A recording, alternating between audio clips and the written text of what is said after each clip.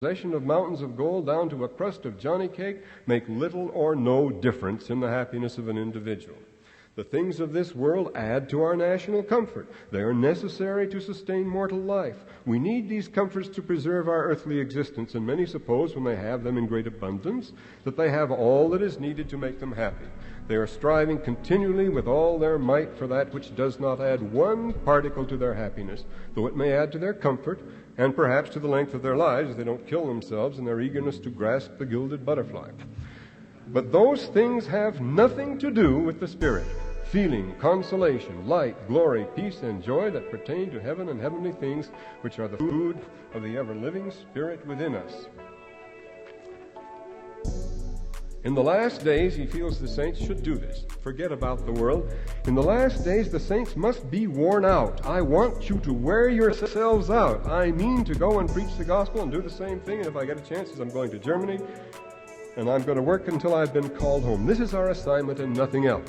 Hesitate to wear yourself out. Well, we're going through this chronologically, you notice, starting out as a child, then he joins the church, engages in this missionary activity. Now comes the Nauvoo period.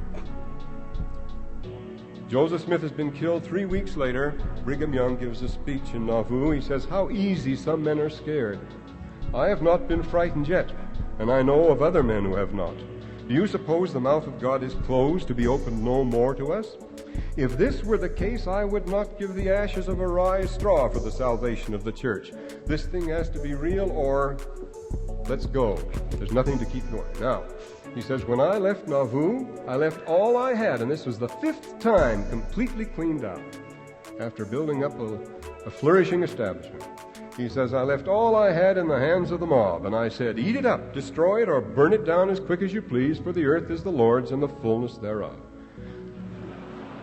He means this.